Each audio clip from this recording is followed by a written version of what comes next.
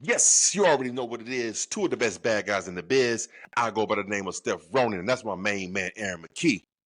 What up, y'all? And we are your 404 Heelz, and we'd like to welcome you to Word on the Street, sponsored by Woo Energy Drink. Ooh, there we go, baby.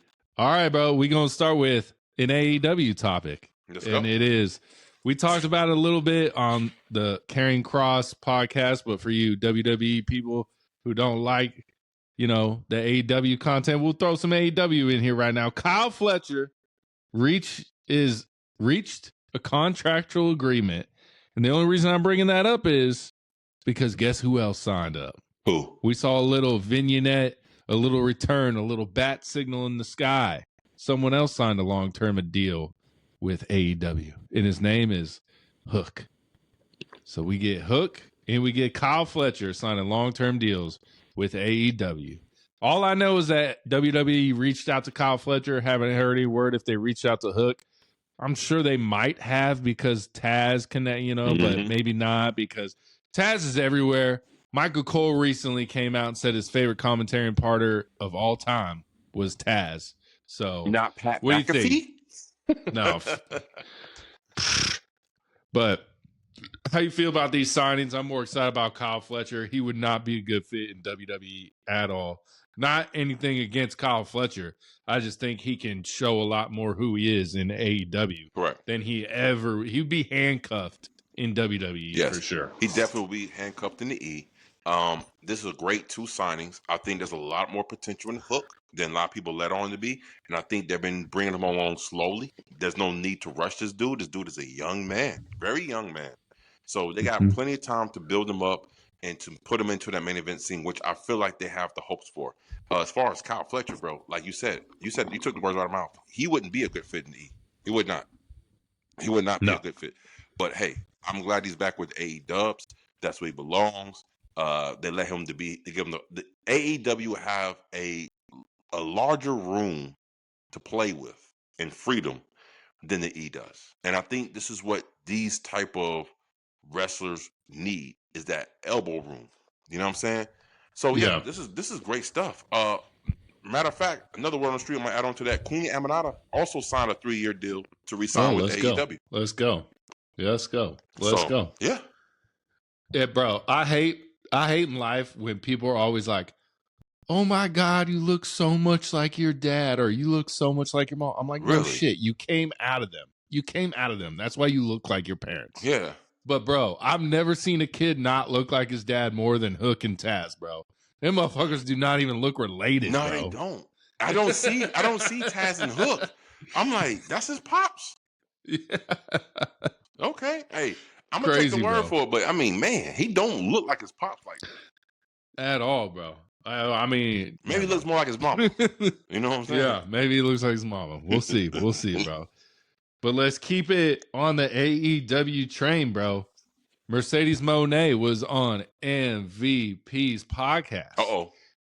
She was talking about the locker rooms, and she was like, it's just so much better. And this is what we keep hearing from all AEW personnel since Phil left, that the locker room is where it's at, bro. CM Punk, he left.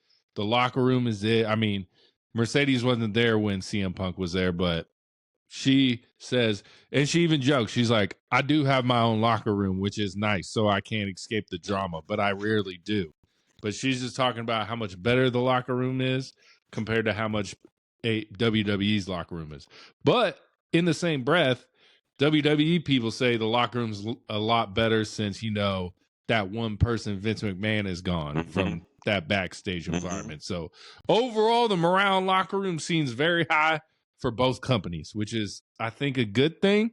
Vince McMahon probably wouldn't think it's a good thing. He probably wants you walking on eggshells. But what are your thoughts on locker room? Well, I'm going to go ahead and piggyback off of you on that same interview where she talked about Vince McMahon. What made her leave the company initially with Naomi when they walked out, when they had the tag team championships, when she said he came at her in some disrespectful way and she felt like she didn't deserve it. So she said, you know what? Fuck you. Keep this title. I'm out of here. And so, much praises to Mercedes Moné, man. Let me be honest with you, man. In this day and age with the internet, you get so caught up in what's being said, and a lot of people don't fact check. A lot of people don't want to know what's the whole story. Give me some context. They don't want to know the context of everything. They just want to take the clip, a 30-second clip, and run with it. But after me seeing her progress, and she's saying, always want to be in Japan. I always wanted to do these things, and she's actually done it. And then seeing Naomi, what she did, and if you've seen Stephanie's Places, it was Naomi and Big Jim on there, which was fucking crazy. Great shit. Big Jim got more charisma. I think he sucked up all the charisma in the fucking 5'2" family, man. His dude is naturally charisma. Like, hey, don't be hating on my boy Solo. My boy Solo's got charisma. Solo's good, but he ain't got like Big Jim, though. I'm so sorry, bro. Big Jim is that guy. But, I mean, honestly, like, I honestly feel like Mercedes Moné, she grown exponentially. Like, just out of the box, man. She is an international name without the E. So, yeah, I agree with her. This was it was good for her to say this out loud, because I always wondered what made her want to leave with Naomi and what happened. And it's because of Vince McMahon talking sideways out his mouth. So let me ask you this. Mercedes Moné's with AEW. Mercedes Moné talks shit about WWE, which most diehard AEW fans don't like WWE. So why do they dislike Mercedes Moné? She's the most anti-WWE person probably in AEW right now. And people, AEW diehards, don't like Mercedes Moné. I think that's because she said in an interview when she first got to AEW, and they asked her, do you see yourself going back to the WWE? And she said, yes, I can see myself going back to WWE. Now, and people took that, again, 30-second little clip, the little line, and they took it out of context, because she said, yes, I can see myself going back to WWE, but she don't necessarily mean that she wants to go back to WWE. So yeah. Money talks, man. And bullshit walks. Yeah. You know what I'm saying? So, all right, bro, let's get into my boy Bret, the Hitman Hart, bro. Oh, God, the residential hater. Bro, this dude, he's on my Mount Rushmore, bro. He's on my personal Mount Rushmore. And he's hanging on by a fingertip with how he be talking, bro. Bro, he's fucking cliffhanging right there, and someone needs to grab him and pull him back in, bro. But this is a funny thing. He said, Bret Hart says wrestlers would be better off if they copied him more. Wow. What, bro?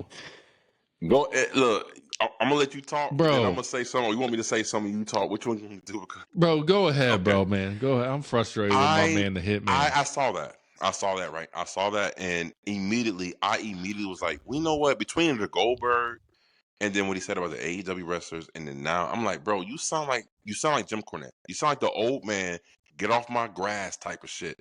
And it's like it's beneath him. I don't understand why Bret the Hitman Hart, who is regarded as one of the greatest technical wrestlers of all time in the industry, feels the need to always cut down and dim the light of everybody else who's in the game right now. He's the only legend I hear cut down people consistently. The business as a whole, bro. The business as a whole cut them down. And the other thing he said, bro, which this is funny, he said he got invited to SummerSlam. He shows up, and they ain't got no seat for him. Listen, he said Kevin Nash gets a seat. I don't get a seat. I'm like, damn, bro. Like it's just, bro. He is like Clint Eastwood in Gran Torino, bro. Get off my lawn. You're right about that. Yeah, listen, he just hates everyone, bro. He just wants to die alone type shit. You know what I mean? The Batman phrase applies to him. What is it? You live to be a hero long enough, or you become the villain. Yeah, you're the hero long enough, you turn into the villain. Yeah, something along those lines. Like, and he's right now, he's so sour. Why is Bret Hart so sour? He's mad at Kevin Nash got a seat and he didn't get a seat. But Kevin Nash is, I'm sorry to say this, we're not talking about in-ring ability. We're talking about impact on the industry. Bret Hart, Kevin Nash. Like he's No. Don't do that. wait. Hold on. Wait a minute. Don't do that. Let me finish. Impact on the industry. Let me finish my rebuttal. Impact on the industry as a whole.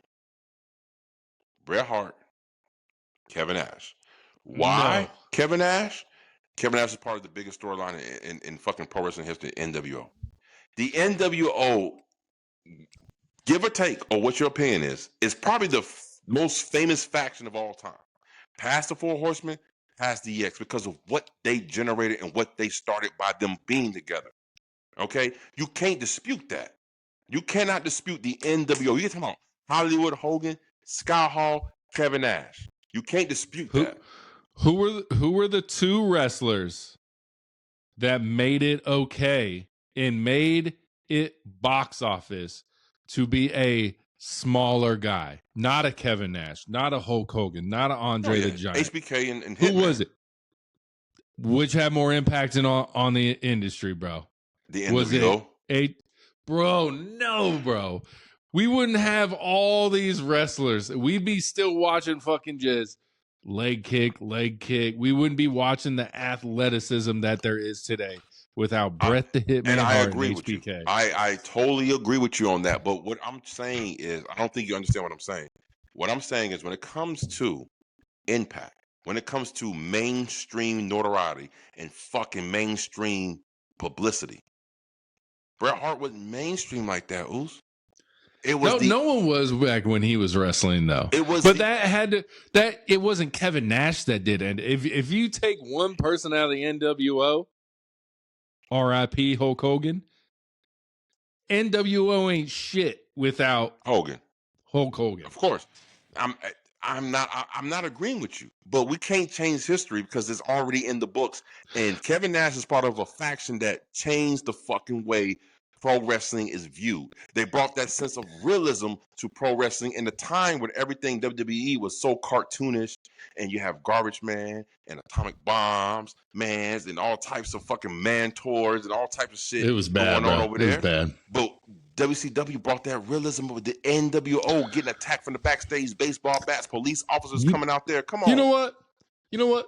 Fuck Bret Hart. He's still on the Mount Rushmore. This man, you complaining too much, bro. You about to get the and that's what I'm saying. And that's my point. He's complaining too much. He just sounds like sour grapes. Yeah, I'm honestly this close to putting Goldberg on my Mount Rushmore instead of Bret Hart. No, honestly, if Bret Hart comes off my Mount Rushmore, bro, it's got to be John Cena. It's got to be. Yeah, there you go. Yeah. Hell yeah. It's got to be. All right, bro. Speaking of John Cena, guys, WWE fans love WWE. He loves WWE. But John Cena, the GOAT, the 17 never seen champion, bro. What word does he not use? Wrestling. He says it. He does. How many times do WWE people got to tell you it's not pro wrestling? It's something else. Sports it's WWE. He doesn't even say that, which is fair. He doesn't say like Michael Cole said it. It's not sports entertainment. He just says it's WWE. It's its own thing. How many times have we said on this show, there is so much pro wrestling in the world, and they all wrestle very, very similar, except for one company. And that one company is WWE. They do it differently, bro. You're right. What are your thoughts? You're right. Can't knock John again. Cena keeps it 100. Like, can't knock this dude because he's telling the truth. He's telling the truth. They are a sports entertainment first company, pro wrestling company last. And John Cena even said it like, he don't even use the word wrestler. He just says WWE superstar, WWE. So He's right. He's not wrong. Is the IWC up in arms with this shit, or what's the temperature on the IWC about this? Well, they're not gonna be mad about John Cena, but I know like it's just when they show an AEW clip and it's more like every other company in the world. Or like, I don't watch gymnastics. I watch pro wrestling, which is WWE. Well, but then you have people from the WWE telling you it's not pro wrestling. It's so funny to me, bro. It's just, I love both companies. You love both companies. I watch both companies. They give us different things for different needs. But how many times has WWE people got to tell you it's not pro wrestling? And the IWC still argues that it's pro wrestling, bro. It's crazy to me. This is what happens when you don't understand what the hell you're watching. And I feel like they don't understand what they're hearing either, bro. You're right. You're fucking right. You're right. I feel like the wrestling fan and WWE, they want to believe what they want to believe. They want to believe like this is how pro wrestling is supposed to be. And they don't want to listen to the companies telling them, hey guys, we're not pro wrestling. We're sports entertainment. We're storytellers. That's why Netflix want us. This is what it is. They are so up in arms because, no, this is real. It's still real to me, damn it. Well, let me tell you something. Pro wrestling is more of what you see on AEW. WWE is its own entity, and rightfully so. Look, just because we say WWE isn't pro wrestling and it's sports entertainment doesn't mean we're knocking them, because they obviously and it doesn't mean they don't wrestle. Well. They wrestle for sure, but it's overall. It's not the focal point. Yeah. So I hate to use this word. It's more of a soap opera for men. It is. That's all. It really is. You know it really is. Yeah. I mean, there's no shame in the game. It really is. Yeah. But John Cena hit the nail on the head, man. If the WWE fans don't agree with him, but then that's their problem. But I'm telling you, he's telling you the truth, because it is what it is. Again, like I told Aaron, I don't watch WWE for the matches. I'll be surprised if I get a good WWE match and be like, oh shit, this is dope. I watch WWE for the moments. I watch WWE for the highlights. I watch WWE for the, oh shit, what the fuck he say? That's what I watch WWE for. If I want to watch great matches, I'm watching the acronym over here, which is called AEW, because they always consistently put on great matches. I think Bully Ray just posted, people don't remember matches, they remember moments. And that's a WWE slogan. Yeah, it is. Because I remember matches in AEW, not moments. Right. Yet. They're getting there. They're having their moments. But it's the match, bro. Kyle Fletcher versus Will Ospreay in a steel cage. I remember that Spanish Fly. You know what I'm saying? I remember that shit. I remember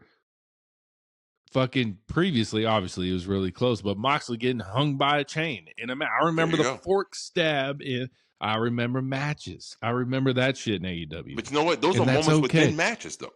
Yeah. I mean, moments within matches. We remember the Hollywood ending match. Yeah. We remember even, here's the thing. Anarchy in Arena. I remember everything. Boy, that was crazy work, bro. And even though a lot of people disagree with what happened, we still remember that shit because it was so controversial. The fucking no holds barred steel cage match between Heyman and Swerve. The syringe in the fucking cheek. Still stupid. Hey, but it went. I remember it though. You remember it, so it did. The match was good. That's just that part blew it for me big time. Shit. All right, bro. Let's get into some controversy, if you will. Let's get into it. So we had Nick Khan, bro. You know him, TKO fella, WWE guy. He said, if there is no criminal conviction, there is no issue. Man, I would love this man to be my boss. I guess this is referring to the Brock Lesnar backlash. Brock Lesnar. And this comes to another word on the street. This whole time Brock Lesnar been gone and dealing with this lawsuit, he been getting paid the whole time, bro. And not just paid, but one of the top paid people in WWE. Crazy work, bro. I mean, how you feel about that, bro? Look, listen. I would never count another man's pocket. I would never hate on another man getting money in this world. Never. Get your money, Brock. Hey, man, more power to you, my man, because real shit, wow, I had no idea that he was still getting paid while going through this allegations and these litigations, right, bro? This is crazy work. And you see Nick Khan, the goddamn devil, you see he the first one that got him and talk some shit. You know what I'm saying? Yeah. I feel like they use Nick Khan for that real shit. You know what I'm saying? And Triple H is for the wrestling shit. You know what I'm saying? Yeah. So look, bro, Nick Khan, he's right. If there's no conviction, there's nothing, just allegations. Why not? If it's best for business, bring him back. Bring him back, baby. Bring him back, big dog. Crazy, bro. This is what they're saying. This is what they're thinking. Now, to me personally, and I'm gonna ask you this question personally. If you're in the position of WWE and all this stuff is going on, what would you do with Brock Lesnar? I mean, I got to answer to a board, and the board wants to make money. That's the thing that sucks when you get a board involved with a company.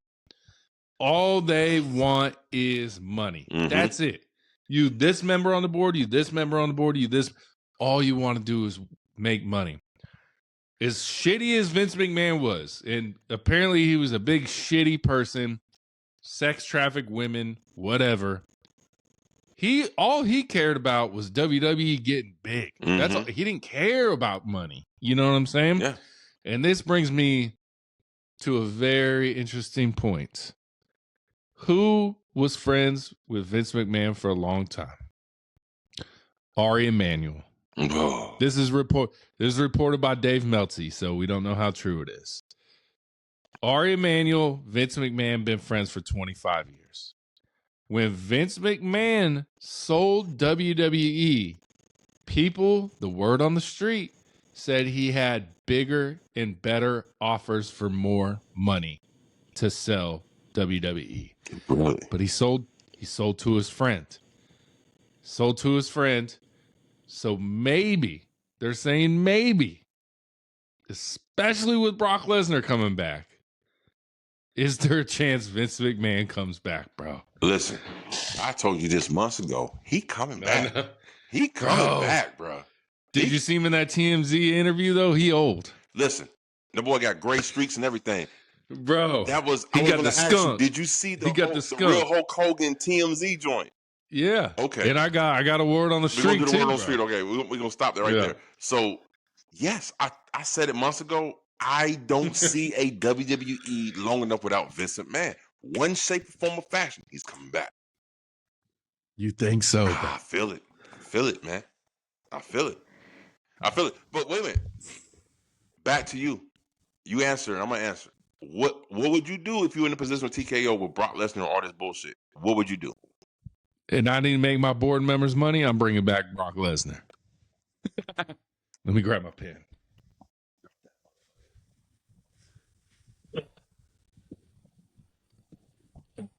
Yeah, bro. I'm bringing him back. Bring back Brock Lesnar. Right. Well, here's a word on the street. I don't know if it's one of yours. If it is, you can cross it out because I'm about to bring it up right now. Word on the street is they purposely brought back Brock Lesnar to face John Cena September 20th. What goes on September 20th? All Out. They're trying to counter program again. Definitely heard that. Definitely saw that. What do you feel about that, my man? Like, is it starting to become too much? Is it starting to become okay? This comes pretty obvious that you guys are feeling the threat of AEW. Definitely in 2025, since they've been capitalized on everything and they've been hitting on all cylinders. What are your thoughts? Like what you said, like what I've said, we gonna watch. If you are an AEW fan, you're gonna watch AEW. If you're a WWE fan, you're gonna watch WWE. If you're a fan of both, you're gonna fucking watch both. Do they is the watching it live number the biggest deal in the world to these companies? Because I mean, I kind of think it is. You think so? I kind of think it. I don't know, bro. Every time Dave Meltzer posts on AEW, he's like, this many people watched it live. I'm like, bro, there are so many people that don't watch AEW live. There's so many people who don't watch WWE live. What is the total number of people who watched it? That's what I want to know. That's true. You know what I'm saying? That's true. I don't care who watched it live. I don't care who watched it, but Netflix, honestly, if you don't watch it live, they skip the commercials for it. So that's advertising money they probably don't get for those replay views, which I hope one day they never do it and then start making us sit through the goddamn commercials, because then I'd be pissed. You know what I'm saying? Remember when all these streaming companies started, it was like no commercials, and now you got to pay like $10 more to watch it with no commercials, which is basically them just making money off of not you watching ads and shit. You know what I'm saying? Yeah. Like, it's just, and they used to say cable was expensive. You know what's expensive? Having to have 15 fucking streaming services to watch all the shows I want to fucking watch. Facts. You know what I'm saying? Definitely. Let's just go back to cable. Definitely when one of the promotions, WWE, when they make their own commercials during the fucking commercial.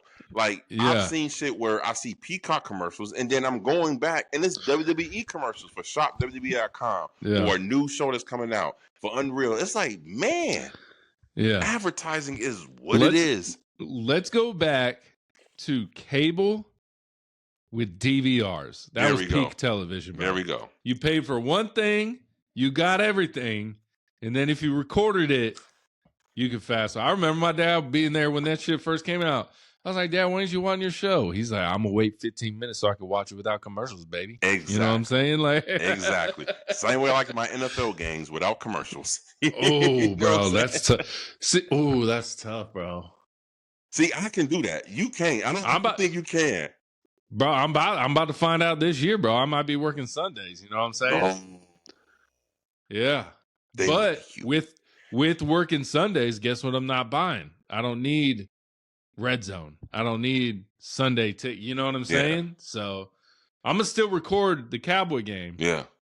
Come home, watch it, see what's up. But that's it. Just stay away from your phone. Just stay away. But see, bro, we have to lock them up at work. I'm golden, bro. We have to lock our phones up. So I guess you won't find out about your fantasy team until afterwards. No, there's one TV in the bar, but it's like I can avoid it the whole time because it's behind me. Perfect. Yeah. Perfect. I'm Gucci.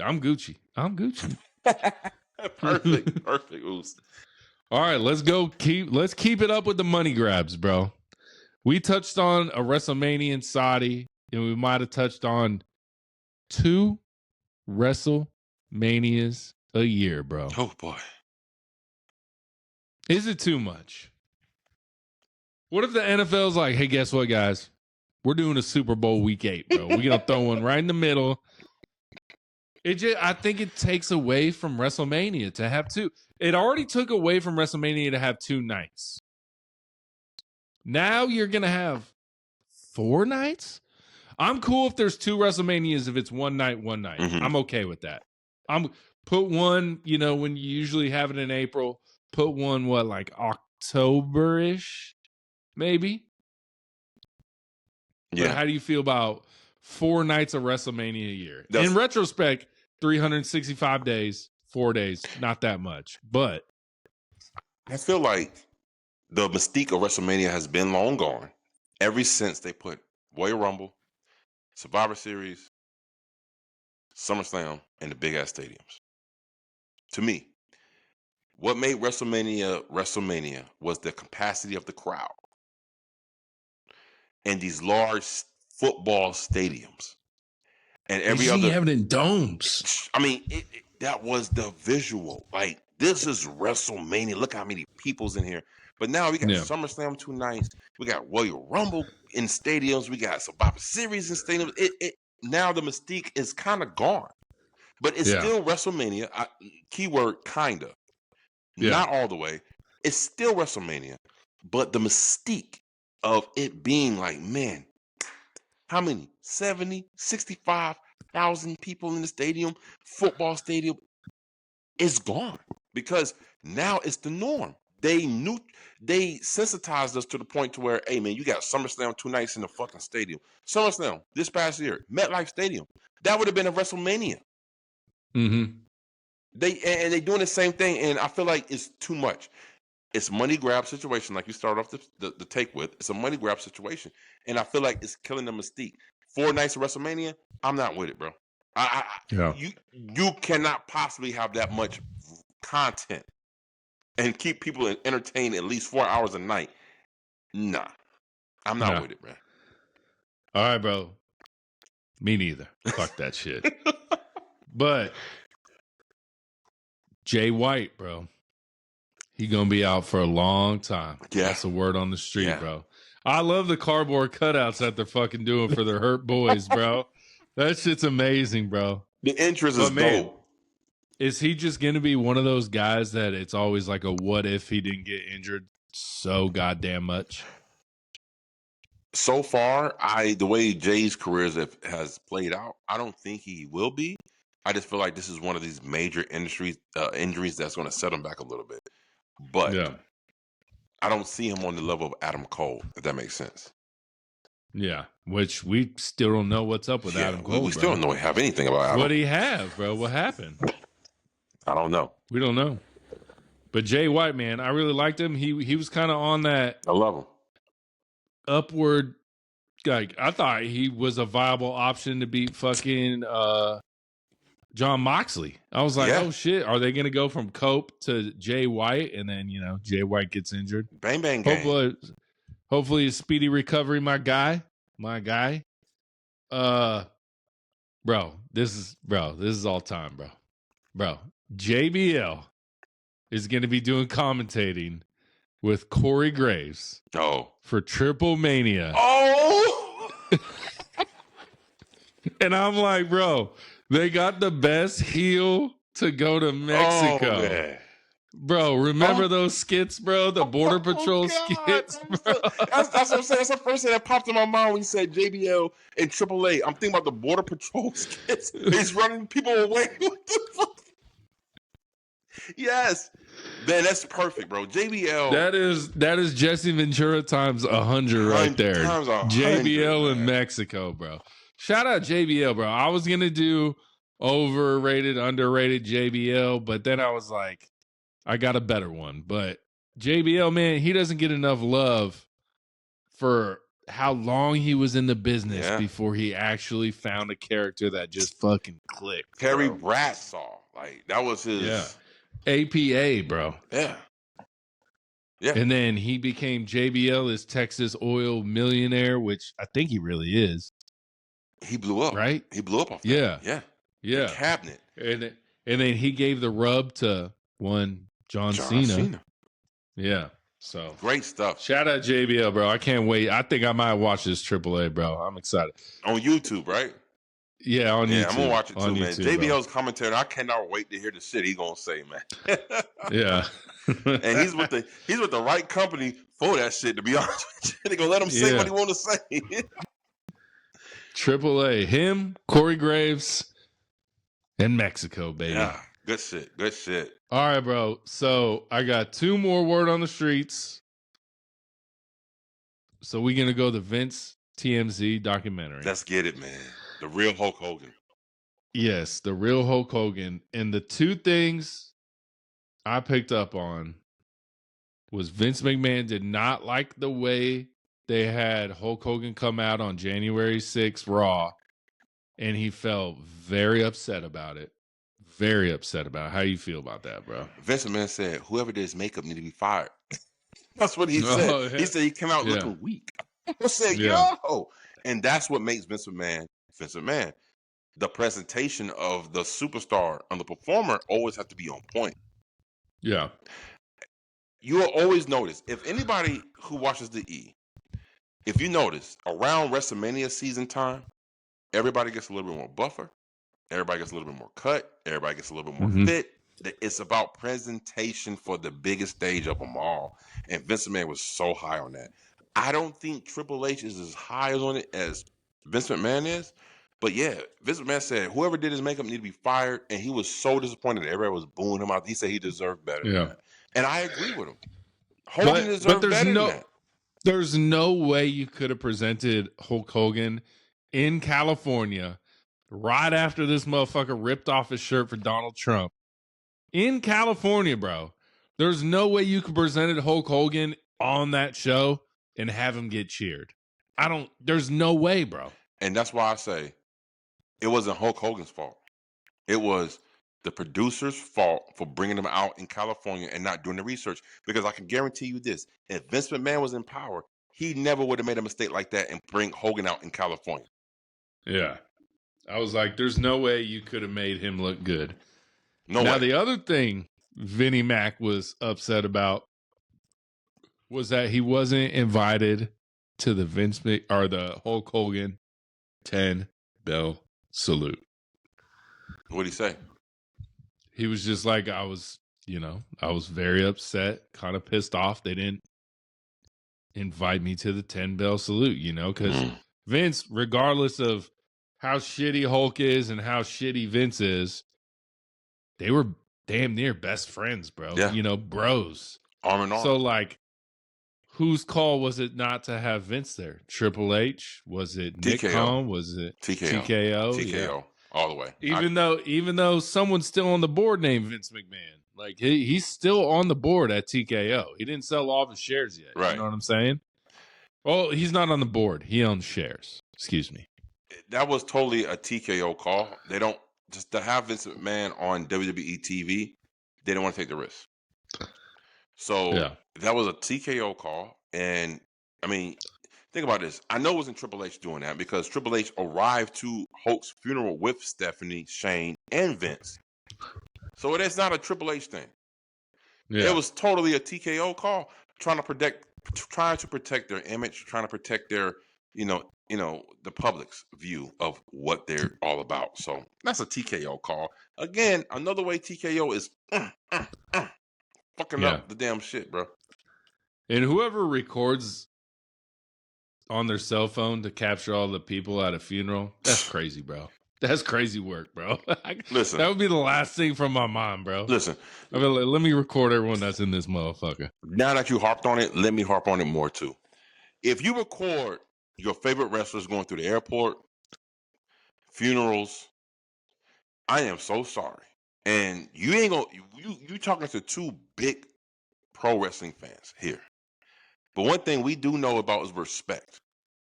And I've never fanboy out to the point to where I gotta fucking get recording footage of these people and they're trying to get off the plane, red eye fucking flights, and you want to go over there and be all up in their face with pictures and autographs and merchandise that you want to sell on eBay or whatever you want to sell it on.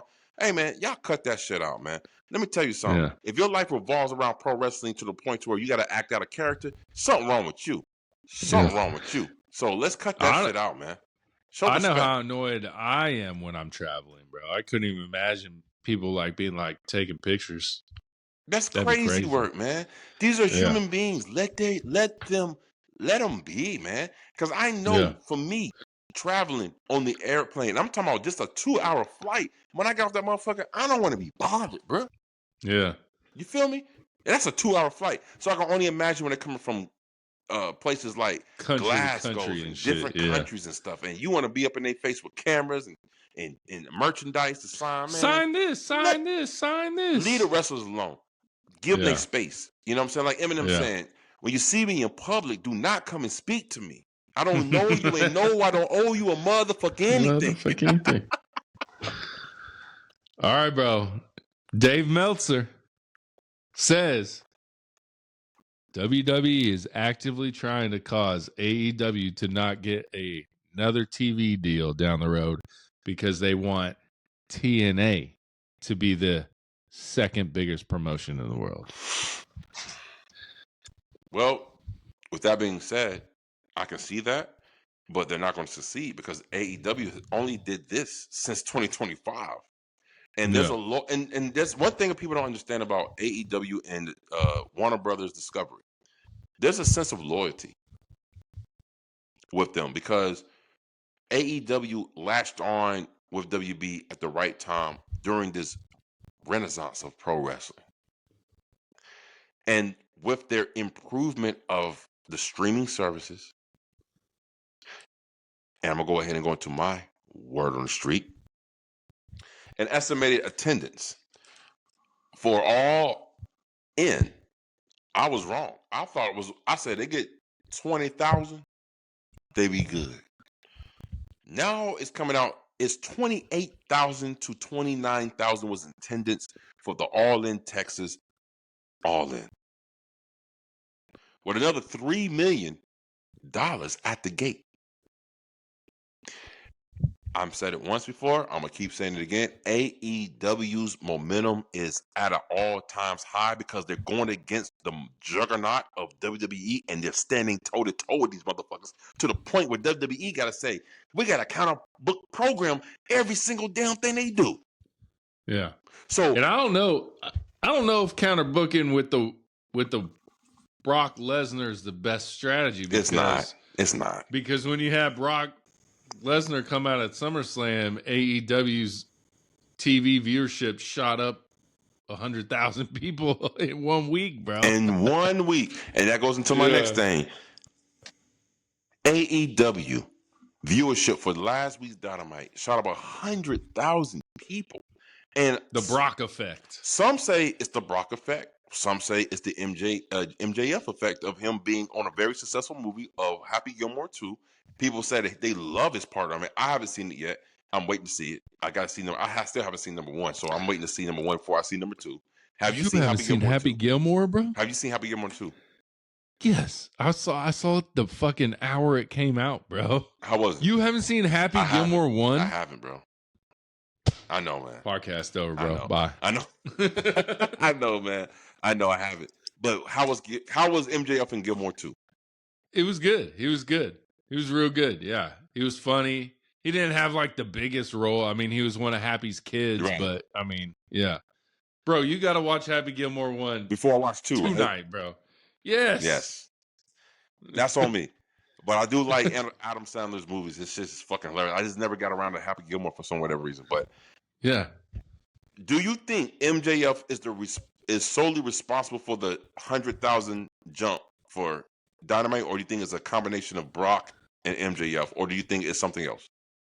I think it's Brock and MJF for sure. And like they cut that Hurt Syndicate shit kind of dropped at the right time, like that backstage rumor, like that when that kind of information drops, you want to tune in. Right. That's that kayfabe that you don't know if it's true, don't know if it's fake.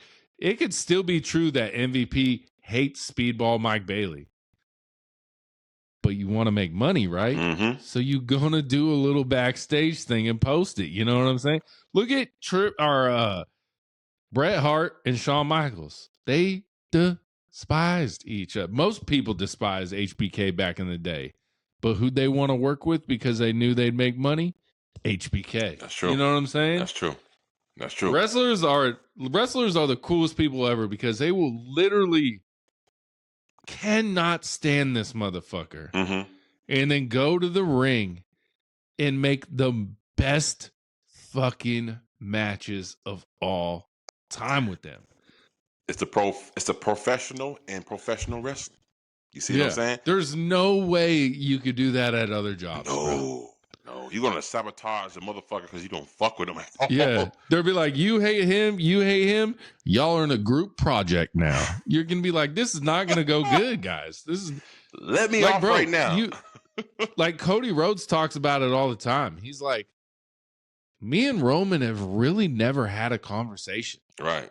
They've really never talked. Which I'm assuming they have now. I don't know. Who knows? It could be playing us. They did that whole Georgia Tech thing. I'm assuming they had to talk about that a little bit. Yeah. They're about to film a movie together. I'm sure they're going to talk there. You know what I'm saying? Of course. But before like WrestleMania 39 and WrestleMania 40, he was like, we never talked. Yeah. We've never talked. Well, I'm like, that's crazy, bro. That's the beauty of pro wrestling. You can put your shit aside. I mean, look at Batista and Booker T. Booker T whooped Batista's ass in the backstage, and then they end up being in a program together and having matches, and Booker T was totally professional. Batista was totally professional. Vince always did that shit, bro. Yeah. If two people fought backstage, he's like, storyline wrestling. Yeah. Oh, Edge, you're fucking Matt Hardy's girl? Guess what? Storyline for your ass. Yeah. I mean, because like Vince McMahon always said, the camera doesn't lie. Yeah. They can tell when it's really passionate, when it's really about something. The camera don't lie. So, with that being said, it goes into my next word on the street. Do you think, question to you, my man, do you think Tony Khan should put the rocket on MJF's back? Meaning, do you think MJF should be the face of AEW. Yes. Not Will Ospreay, not Swerve, MJF. Not right now. I think MJF, and then it leads to Will Ospreay. Okay. Put the belt on MJF as soon as possible, and then next year's All In. Where's All In? The O2 Arena in where? England? Yes. Whose hometown? Not hometown, but home country. Will Ospreay, bro. Mm-hmm. Come on, bro. Okay. It's easy. It's easy, bro.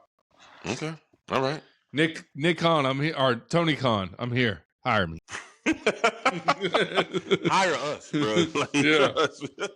Come on, bro. It's so easy, bro. And if you don't want to give Forbidden Door, you don't want because MJF's gonna have to use that contract to obviously get this match at Forbidden Door, right? So let's say Hangman beats him at Forbidden Door. That's cool. Then MJF goats him to having in the match at All Out. Right. And that's where MJF becomes champ. Whew. That could be a possibility, but I mean the way how everything is unshaping, I never thought that MJF would literally use his contract right now at Forbidden Door. But the way they played on it is if Hangman baited him into doing it. You know what I'm saying? Yeah. Got him all worked up. And so I am very curious to see how this stuff is going to end out because I don't know who's going to win. Because MJF could easily win, but at the same time, I wouldn't be surprised if Hangman retains. So yeah. With that being said, here goes my last word on the street because you're done with your word on the streets, right? Here's my last one. Rumors. Word on the street is the reason why Roman Reigns wasn't out there doing the 10-bell salute for Hulk Hogan is because Triple H and Roman Reigns said it wasn't be good for the Roman Reigns character to be out there for Hulk Hogan. Now, I got a couple of problems with this. That's kind of true. Well, let me explain why I got a problem with this. And it might make you be like, oh, you have a point. The reason why I have a problem with this is in the land of make-believe, in the land of unreal, in the land of pulling back the goddamn curtain, now you want to choose this moment to protect a character on screen? Some ain't adding up. Some ain't adding up to me. Help me see the point, or what do you feel? That's fair. I get what you're saying. Like, now that you've peeled back the curtain so much, there's nothing you need to protect anymore. That's a good point. That's a good point, bro. But I also thought, like, Jacob Fatu shouldn't have been out there either because his character, to me, wouldn't give a shit about that. You know what I mean? Mm-hmm. There was certain... And then, I mean, obviously, there was people that didn't want to partake in it. Like, I think... who else wasn't out there? There was a bunch of people that weren't out there to do it. I forget their names. Fuck, why am I blanking on their names? But there was a bunch of people that didn't do no 10-bell salutes for the Hulkster. So, yeah. I just have a problem with the contradiction of we're sports entertainment. We're all friends. We'll pull out the curtains. We'll let you in. But then when it comes to something like this is when you're trying to protect the business and protect the character when you choose fit. I feel like it's a bunch of bullshit. I feel like you think it was just Roman not wanting to do it. I just feel like Roman didn't really want to be out there, and they found another way to fucking say that he wanted to be out there. Well, then Roman stand on fucking business and say he didn't want to be out there because it's Hulk Hogan. Yeah. Say that shit. I respect that more than you giving me some bullshit like. See, if he said that though, he would piss off this half. If he goes out there, he pisses off this half. That's a famous quote.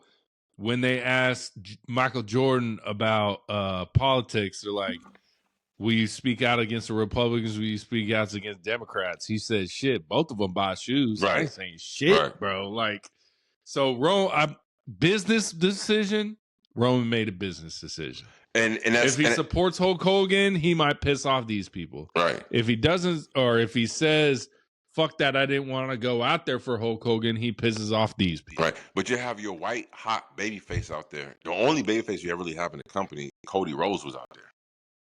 Yeah. But you can't have Roman out there. Yeah. So, again, this is the hypocrisy of WWE that always continuously runs this ugly face in everything. Again. Here it go again. And when I saw that quote, the reason why, I immediately said, bullshit, bro. Bullshit. Yeah. Let me tell you something about Roman, bro. That's your guy. And I fuck with Roman too. But damn, bro, this has to be the fakest fucking guy I know when it comes to being a top star. Okay? First of all, like, I sent you the clip and you never responded to me. I know because it's your boy, but you see how bad he was. with the dolphin teeth before he got the veneers. You understand what I'm saying? Shit. So again, if Roman didn't want to come, I would respect him more if he says, I didn't like what he said. I don't support Hulk Hogan in these things. I would support him and grieve in my own time, but I feel like me being present for the 10-bell salute, I would go against my morals. I would respect him for that. But don't say, oh, the character of Roman Reigns. Joe, really, Joe? Joe. Also, but to be fair, we didn't know Roman was there that night until his music hit that night. So if we would have saw him during the 10-bell salute, we would have been like, oh, fuck, Roman's here. So is that fair? No, not really. Because again, that fair? You're talking We're about supposed to ignore everything, all those people we saw that night. Listen, you're talking about a company that pulls the fucking curtain back, not only back, but burns it to the ground and say, here we are. I know, but that return that night was epic because we didn't know he was there. Well, we could say any return from Roman Reigns is epic because he never fucking pops up on TV. You see what I'm saying? Yeah. But if we would have saw him right there, we'd have been like, oh, he's coming back tonight. He's coming. Nah, I'm so sorry. At a certain point, you don't put business over someone like Hulk Hogan. They don't like that motherfucker. Who? All right. Well, the Who Samoans, don't like Hogan? Bro. The Samoans, bro. Why? Listen, because I don't know if you know this, but the Samoans culture appropriate.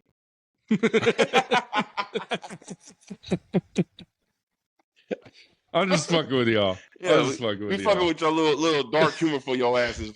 But listen, yeah. But no, I find it to be very hypocritical. And like Roman, I lost a little respect for him for that bullshit. Like, I would like for him to say straight up, like, be the OTC and say, I ain't coming out there because I disagree with what he said. I respect him my own time, but as far as 10-bell salute, I ain't doing it. I would respect that. Do you hear about Mark Henry's idea during the TMZ thing? Yes. He's like, we got to hit the HBCUs, big dog. Come on, like, look, bro, I ain't doing all that shit, bro. He said, bro. Hey, man, I love it, bro. Hogan was probably like, what's an HBCU, bro? And you know what? Matter of fact, Vince McMahon said the perfect thing on the real Hulk Hogan. He said, Hogan said some racist things, but he wasn't a racist. Is it possible to say racist things and not being a racist? Someone took that out of context, too, because they said Vince McMahon on the TMZ thing said, I heard Hulk Hogan say racist things, but he's not racist. But everyone heard Hulk Hogan say racist things. Right. Yeah. They made it seem like Hulk was saying racist shit all the time to Vince McMahon, like in the back room where no one's lit. You know what I'm saying? Yeah. Like, yeah. And then you hear stories like, what's his name? Kamala. Yeah. Kamala is working with Hulk Hogan. His paycheck was low. Hulk Hogan said something. Next week, his paycheck's high as shit. Exactly. Because he's working with Hulk Hogan in the ring. Exactly. So it's like, I find it so amazing that every black wrestler that ever came across with Hulk Hogan never has a bad thing to say to him business wise. That's facts, bro. I haven't heard any. So again, could they be out there? Probably, maybe. I don't know. I mean, but then where they at? Because this is more of a platform for you to come out and speak your piece. You want to you haven't been recognized and remembered in years. This is a platform for you to come out and say your piece. But no one's coming out because it'd be false. See, so Hogan again.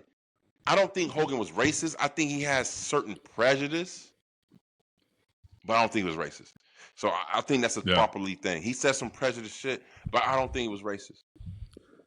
Yeah. So that is it is what it is. End of the Word on the Street segments. We get ready to go into the fan questions of the week.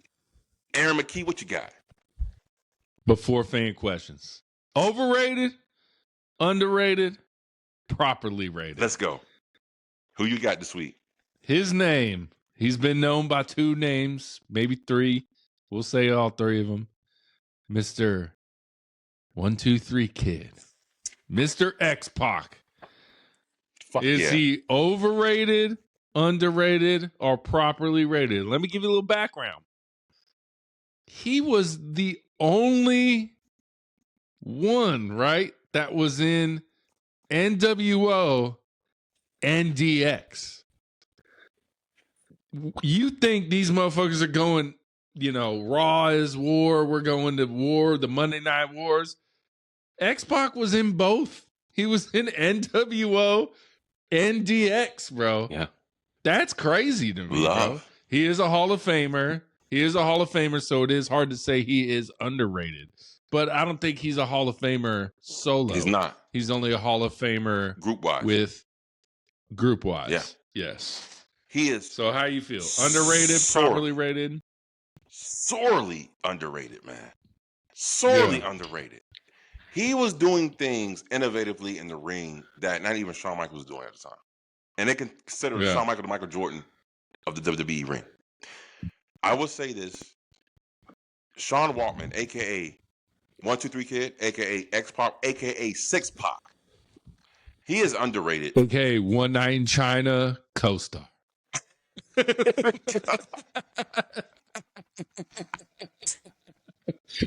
Yeah. Yeah, but hey, look. Yeah. He was sorely underrated. And even Shawn Michaels said it, like Scott Hall said it, Shawn Michaels said it, Kevin Nash said it, they all said the best worker out of all 5 of us is Waltman. Sean Waltman. He is the best worker. And he was. He was doing things about those kicks, the karate style type, like he went to Japan. He was doing things and brought it to WWE and doing things ahead of his time. Now, I'm not saying he's the originator. I'm just saying he made it more prevalent and more prominent for American wrestlers to do kicks and spinning heel kicks and all types of stuff. I mean, the dude was great in the ring too, man. And he had a great character that I don't give a fuck. He said, I'm going to smoke your ass. He said, he always said this one line. I always loved it. And he said, I'm going to burn your ass and I'm going to smoke you. And he was highly a fucking weed head. You can always smell this to be true. Yeah. But yeah, to me, X-Pac, 6-Pac, very underrated. And I am waiting for the day for the WWE to induct him to the Hall of Fame solo by himself because he deserves it. He's part of the one of the biggest clique in professional wrestling history. That, like you said, he went into NWO, he went into DX, and like I said, we had this conversation a couple of months ago about that's crazy. Who's the greatest faction. I said it was the clique because there was half NWO, half DX, and he was part of both. Underrated. Yeah, crazy, bro. He's crazy, bro. What do you think? He was so like, it was. I just remember hearing the story. Like, it's like the Rikishi stink face, and like he had the Bronco Buster, so he got that junk all up in your chin. You know what I'm saying? And wrestler, I forget who was talking about it, but this wrestler was like, we all hated it. We did not want to take it until the pop got loud, and then everyone wanted to take it. Right. So it's just so crazy that there's such a move where you got some junk in your trunk right up in your face. You're like, fuck that. I'm not doing that. I want no, I don't want that. I want that ball sack in my face. And then when you hear the crowd going crazy, they're like, hey man, put them balls in my face, bro. You know what I'm saying? I think that's a weird part about wrestling, bro. That shit makes me laugh, bro. Same with Rikishi, bro. Not the junk in the trunk. Don't do that, bro. Wait a minute. Yeah. Not the junk. What? How many people did Rikishi have to be like, hey, bro, I want to put my ass all up in your nose? And they're like, hell no. And then one wrestler was like, bro, you can do it to me. F it. And then the pop got so loud, then everyone's like, hey, bro, do it to me. Do it to me. Do it. Because they're addicted to that pop, bro. It's got to be, it's about the pop. Make the crowd pop. It's just like the Vincent McMahon's Kiss My Ass Club. Yeah. You got to kiss that man's ass. William Regal is an honorary member, bro. Yeah. But yeah, man, he was definitely underrated by far. So yeah, but just to be in both of the biggest factions of all time, that's crazy. Yeah, and he was, in my opinion, in the better DX faction when they had more than just Shawn and Triple H. By far. It got, as good as Shawn and Triple H was, it got way better with Billy Gunn, Road Dogg, and X-Pac. Yes, it did. It did. All right, bro. Fan questions, y'all. Thanks for sending them in. We gonna start with my boy Frankie with 2 eyes. He hit us up on Instagram. We appreciate it. And he wants to know how we feel about Cena's retirement tour. I'm gonna let you kick it off, bro. Honestly, it started off with a fucking flat as hell. I was always on the impression, like we talked about this fucking months ago, and I always said, and you called it. You said if Cena turns heel, and I said there's no way in the hell Cena turns heel, because why would you have your biggest baby face go out as a heel? And now it's like we're both were right. Now it's transferring back. Now he's being the biggest baby face. So because the heel turn, it fell flat. It fell flat. I mean, if you like it, that's your prerogative. But to me, it fell flat. I'm glad that it's back to Super Cena. That's my one argument, bro. My one argument is I get where they were going with The Rock and Travis Scott, but that didn't pan out. Right. So I would have liked to see what the heel turn looked like if The Rock and Travis Scott wasn't involved at all. Would it have been a more successful heel run if we didn't get that first moment with The Rock with his stupid shit, with his fucking goosebumps, like CM Punk says? Like, you know, like if we would have just got Cena and Triple H manning this heel turn, how great would it have been? I honestly, I think it would have been better. I think it would have been better. It would have had more impact. Because it would have been so much out the blue. It lingers over our head. What was Rock and fucking Travis Scott doing? What were they doing? No, I agree. I wholeheartedly agree. It would have had more of an impact on the industry, and it would have made his heel run much, much more interesting. Like, we're captivated by this. But the fact that Rock came out and we all thought it was a faction, because he kept doing this shit, and then he did this and did this, you know what I mean? So he kept alluding to there's going to be more to this faction, but it ended up to being nothing. So again, I don't only blame The Rock for that failure. I blame Triple H for that failure, and I blame TKO, and I blame The Rock. Yeah, Triple H has a lot of blame blame The for Rock. that shit too. You saw on Unreal, Triple H was like, you know, we can have you the final boss. Like, you got to meet him before you even get physical. Because The Rock ain't... Let me tell you something. That's his boss, though. Dwayne ain't trying to get back in that ring again. If you think Dwayne has another match in him, Dwayne ain't trying to get back in that ring again. Trust me. Dwayne is holding all out hope. He ain't trying to do it. That's it. That's what I got to say about Dwayne The Rock Johnson. All right, bro. Yesterday, we were talking on the WWE review. And I said I had a theory for John Cena's last opponent, right? I had a motherfucking theory, right? And bro, today I wake up, I'm scrolling. I was like, bro, there's no way anyone has a theory but me. Shout out COD Wrestling Podcast. I'm pretty sure that's their name, bro.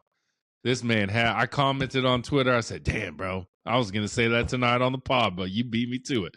But I'm still going to say it. But I'm going to shout you out, bro, because that's what I do. I'm a truthful man. You had the idea. Now I had the idea before I heard you say it, but we have the same idea. Dirty Dominic Mysterio versus John Cena.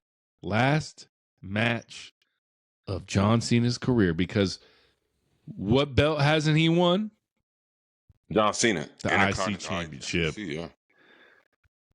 Huh. Yep. And who does John Cena? We know John Cena. We know John Cena is not winning his last match, bro.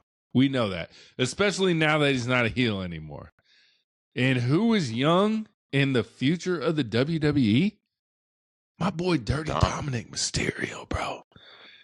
And think about the build you could have to, I want that IC title. And who's kind of a heel? He's still a heel, but the crowd's starting to love him. Dirty Dom, bro. How do you feel about that? How you feel?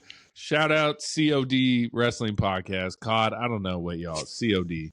Shout out. This sounds like a John Cena thing. Putting over younger talent that's going to be in the business for a long term. I can see him doing that. I can see him putting over Dirty Dom. I can see him because right now, Dirty Dom, even though he's not as hot as he once was, and that's only because of his booking currently, ever since he won the IC title, it's been horrible booking for Dirty Dom.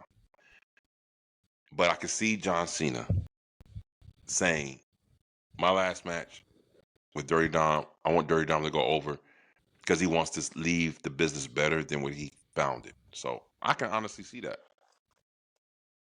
Yep. I love it, bro. I love it. All right, bro. Martini Matt.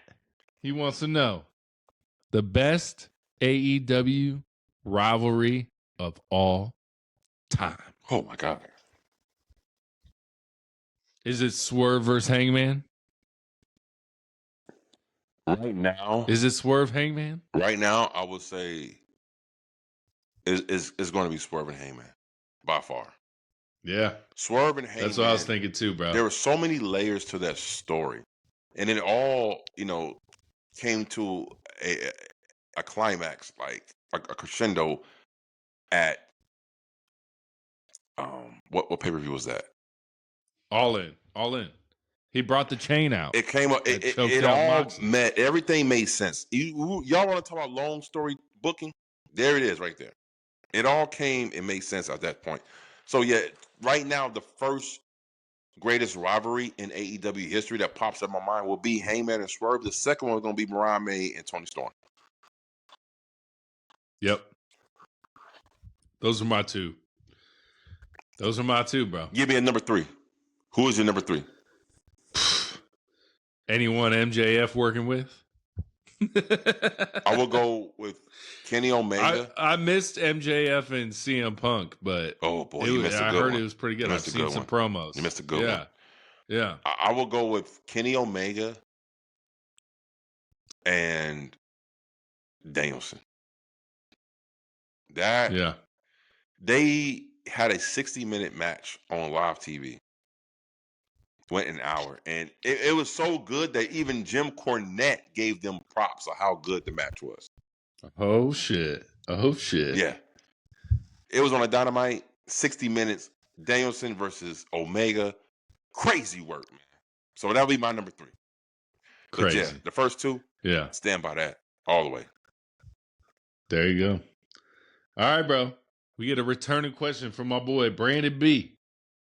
He wants to know which of the 3 is your favorite Mick Foley character. Oh, Mankind by far. The original Mankind. The one that was in the boiler room.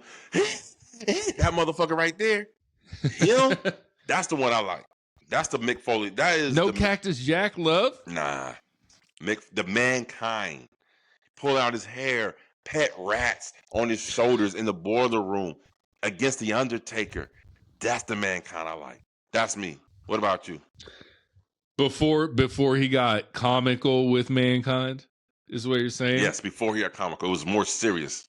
Yeah. He was supposed to be the Hannibal Lecter of WWE. Yeah. I'm going to say I don't have a favorite character because I love them all. I'm going to say my favorite Mick Foley moment was when he came into the Royal Rumble. He got eliminated. Then came in as the next character. Yeah. Then got eliminated. Came in as the next. Bro, that was the best fucking moment in one of the best moments in Royal Rumble history. Bro. The greatest. It was so smart. You got 3. But you're going Mankind. Dude Love. Yeah. And Cactus Jack. I loved it. But yeah, the serious Mankind, the one that was cut those riveting promos. And matter of fact, I'm probably the only person who made the correlation to this. His promos remind me of a lot. Well, I'm sorry. Let me say this. Bray Wyatt's promos remind me a lot of the Mankind's promos in the Boiler Room, of how he used to get real technical and real serious with it. So I can see a lot of that shit in Bray Wyatt. So yeah, the original Mankind. We first came to WWE when he left WCW as Cactus Jack, came as Mankind. The Mandible Claw. Before it was Socko, it was the Mandible Claw. Buddha bless. Yeah, and he had that little leather thing on his. Yeah, you know? That was, and he was pulling his hair out like greatest to me. Yeah. All right, bro. One more question. Bar Guy 33. He wants to know our favorite wrestling movie of all time. Oh my God. Oh man. And I'm going with a new one, bro. Who? I'm going with a new one. I'm going Iron Claw, bro. I'm going Iron Claw. Iron Claw. Okay. Yeah. Have you seen? You could throw in documentaries if you. Have you seen the Women of the Ring? That's a good one. I would say documentary style, Wrestling with Shadows, Wrestling with Shadows, the Bret Hart one with the whole Montreal screw job. That's a good one. That is a good. That's a fucking great doc. A lot of people, The Wrestler with Mickey Rourke, people love that one. Because you haven't seen Women of Wrestling, like, I'm gonna go with The Wrestler, Mickey Rourke, because it shows the life of a pro wrestler who was here, now he's here, and you know what I'm saying? Like, that was a good movie, great actor. I'm gonna tell you another great wrestler. Non-wrestling fans love that movie. Fans love that movie. As they should. It was a great performance by Mickey Rourke. I'm gonna tell you another one that is very captivating to me in more ways than one.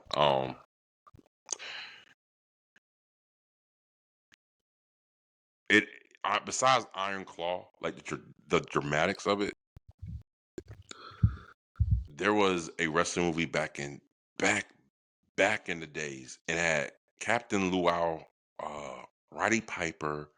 This was like early 80s, and it was like this sports agent. He got fired. I forgot the name of the movie, and he got into the wrestling business. But it was like a comedy, but it had like a sense of realism to it.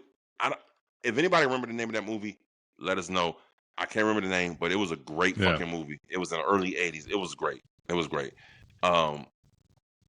But I mean, how can we forget about Roddy Piper? Remember that movie?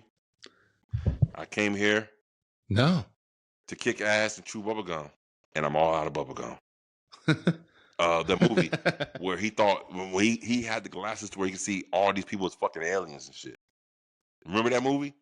With Roddy Piper? Shit. Okay. No, bro. Oh man, yeah, I don't remember that dope, movie man. That shit was dope as fuck, bro. I came here to chew gum and kick ass, and I'm all out of bubblegum. Oh, Roddy Piper, my favorite. Roddy Piper, Mount Rushmore, if y'all don't know, for my heels of all time. Roddy fucking Piper, bro. Like, there is and to be honest with you, I do say John Cena is still the GOAT on the mic, but I'm gonna tell you my number 2 motherfucker is gonna be Roddy Piper. I have never seen a person rock the mic like Roddy Piper. Do yourselves a favor. Watch WCW on Bill Maher. He stood up, and Bill Maher was trying to chastise the wrestlers and saying, "Oh, this is all fake and stuff." And at the time, they said the F word around wrestlers, they're gonna bust your ass. But they couldn't do it on live TV. They're gonna whoop that ass. Roddy Piper stood the fuck up. He said, "Fake." He unbuckled his pants on live TV, pulled his pants down. He said, "Replace hip, broken wrist, shoulder." And he said, "You tell Miss Hart when Owen Hart fell and died." And Bill Maher was this motherfucker got real on my ass. So you can see Steen going like this, Medusa's going like this. Like, she's trying to calm him down. Yeah. He's wiping her hand away. Like, nah. Roddy Piper, to me, has to be the realest motherfucker in the industry that I ever seen. Like, he was so unhinged and so uncut. he cut the fucking best promos right there on the spot. He cut a promo on Bill Maher, and he wasn't even a wrestler. So I'm telling you right now, John Cena got Roddy Piper by that much, but not by much. Roddy Piper's, man, crazy on the mic. Crazy. And shout out the show Heelz. Let's get season 3. Let's get season 3, man. Because if y'all haven't seen season 2, too bad. We about to say some shit right now. How you gonna leave season 2 like that? This motherfucker say, I can't move. Shows get canceled. That's what happens, bro. Yo, what's gonna happen? Many shows where I watched so many shows. I'm like, fuck, it's over. It's over. Yeah. There is shit you can do, but that's right. All right, y'all. Word on the street. Hopefully, y'all are still listening. We mixed in some AEW. And that's it, y'all. Like, comment, subscribe, Spotify, YouTube. Yes, sir. Full episodes, weekly. Peace, deuces, ooses. Jimmy Eater dinner, bro. Let's get it.